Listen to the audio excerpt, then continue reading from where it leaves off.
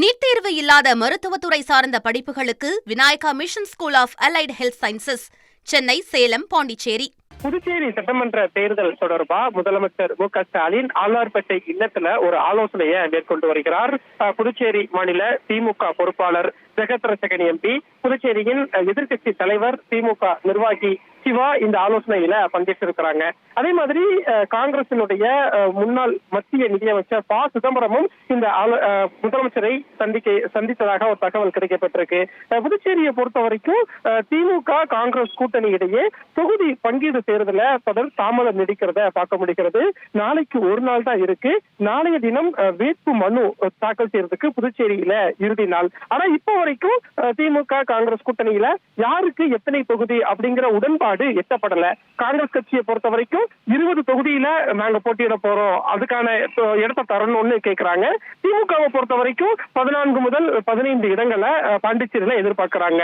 மொத்தமுள்ள 30 தொகுதியில இப்போ வரைக்கும் தொகுதி உடன்பாடு எட்டப்படாத நிலையில திமுகவை பொறுத்த வரைக்கும் அடுத்த கட்ட நடவடிக்கையை எடுக்கலாம் அப்படிங்கிற ஒரு திட்டமிடலும் இருக்கு. கூட்டணியில் இருக்கக்கூடிய மற்ற கட்சிகளோடு இணைந்து புதுச்சேரியில காங்கிரஸை விட்டுட்டு தனியா நம்ம களம் காண்கலாமா, இல்லைன்னா காங்கிரஸோட மீண்டும் ஒரு பேச்சுவார்த்தை நடத்தலாமா அப்படிங்கிற திட்டமிடல்ல திமுக தலைமை இருக்கக்கூடிய நிலையில புதுச்சேரியின் திமுக தேர்தல் பொறுப்பாளர் ஜெகத்ரட்சகன் எம்பி முதலமைச்சர் மு.க.ஸ்டாலினை ஆழ்வார்பேட்டை இல்லத்துல சந்திச்சு புதுச்சேரி தேர்தல் நிலவரம் சம்பந்தமா பேசிட்டு வராரு. இதே மாதிரி முன்னாள் மத்திய நிதியமைச்சர் ப. சிதம்பரமும் முதலமைச்சரை ஆழ்வார்பேட்டை இல்லத்துல சந்திச்சிருக்காரு. தமிழ்நாட்டுல திமுக காங்கிரஸ் தொகுதி உடன்பாட்டுல ஒரு தாமதம், ஒரு முடிவுக்கு வராதம இருந்த சூழல்ல ப. சிதம்பரம் தான் முதலமைச்சரை இல்லத்துல சந்திச்சாரு.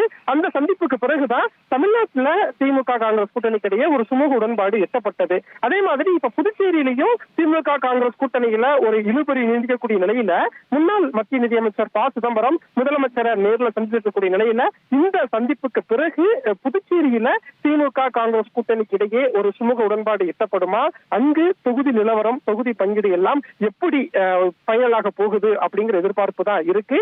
இன்று இரவுக்குள்ள ஒரு சுமூக உடன்பாடு எட்டப்பட்டால் மட்டுமே திமுக காங்கிரஸ் கூட்டணி தொடரும். அப்படி இல்லை என்றால் நாளைய தினம் வேட்பு மனு தாக்கல் செய்ய இறுதி நாள் அப்படிங்கிறதுனால திமுக காங்கிரசினுடைய முடிவு என்னவாக இருக்கிறது அப்படிங்கிற எதிர்பார்ப்பு தான் இப்ப அரசியல் வட்டாரத்துல அதிகரிச்சிருக்கிறது. நீட் தேர்வு இல்லாத மருத்துவத்துறை சார்ந்த படிப்புகளுக்கு Vinayaka mission school of allied health sciences, Chennai, Salem, Pondicherry.